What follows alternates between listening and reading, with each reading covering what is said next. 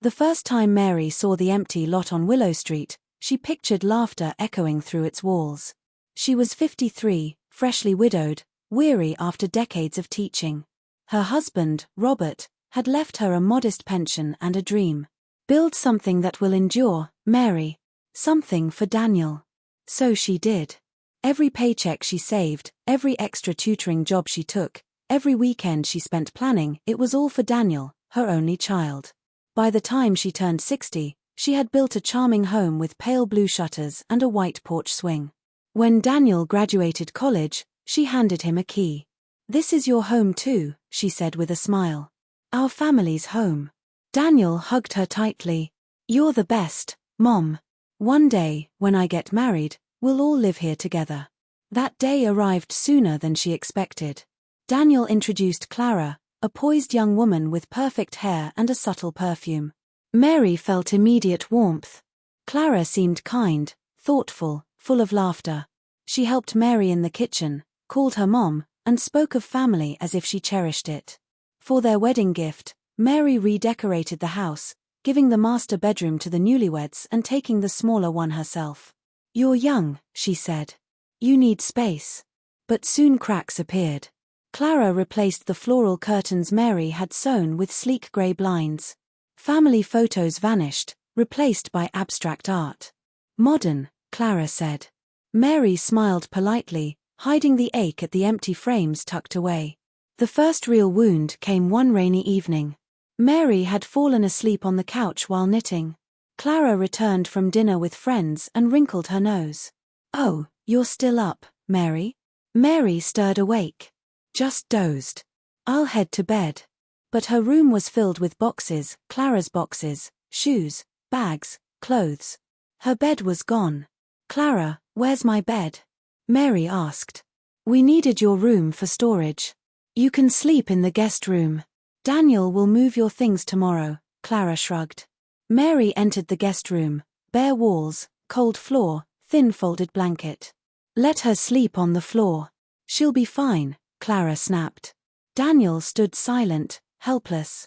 That night, rain pattered against the windows as Mary curled up on the hard floor, old joints aching. Every creak seemed to whisper betrayal.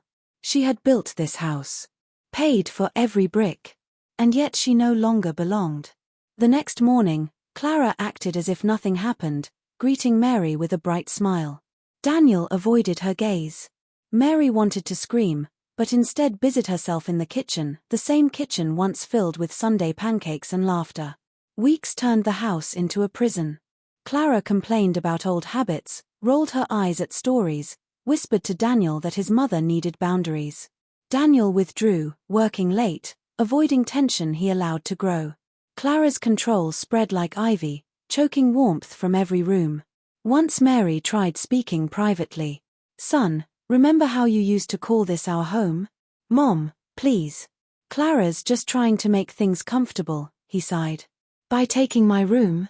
My bed?" "Some things can't be replaced with furniture," she said gently. He walked away. That night, Mary wept on the floor again, but these were cleansing tears, not helpless ones. Something inside shifted. She would no longer beg for kindness in her own home. 2 days later, while Clara was out, Mary packed her belongings. She paused at the mirror, tired eyes, silver hair, spine of steel. She opened a drawer, pulling out a leather folder, the property deed she never legally transferred to Daniel. Fate had whispered, "Keep it." When Daniel returned, she stood at the door. "Mom, what's going on?" "I'm leaving, Daniel. You both need space." "You don't have to," he protested. "I do. This house forgot who built it," she said, closing the door quietly. Months later, Mary found a small apartment near her church. Cracked walls, squeaky floors, but peaceful. She volunteered at a shelter, tutored kids, planted flowers. People called her Mrs. Sunshine. Her heart ached, but without bitterness. She prayed for Daniel nightly. Meanwhile, Clara turned the house into her kingdom, flaunting ownership. When property tax notices arrived, she ignored them. Daniel worried. The tax office confirmed, the house was still under Mrs. Mary Roberts. 3 months overdue. "Mom, Did you transfer the house? He asked repeatedly. No, Daniel, she said calmly. Clara grabbed the phone. This is ridiculous, she cried. Mary replied evenly, not yours to own. I paid for every inch you made me sleep on. Silence. Weeks later, Daniel received an eviction notice. Neighbors whispered. Clara's friends stopped visiting. When Mary returned to Willow Street, she came with Grace. Daniel stood outside, eyes red. Clara looked broken. I'm not here to destroy you, Daniel. I came to reclaim what I built. She moved back in, offering Daniel and Clara the guest house, a thin mattress, no heat. Clara's eyes widened. That's cruel. Cruel? Mary asked. Cruel was making someone sleep on the floor in their own home. Daniel hung his head. Weeks passed. Clara endured cold nights, washed dishes, cooked quietly, and wept. The floor, once her symbol of arrogance, became her lesson. Slowly, tension thawed. Daniel helped repaint, plant flowers. One afternoon, Clara approached Mary, trembling.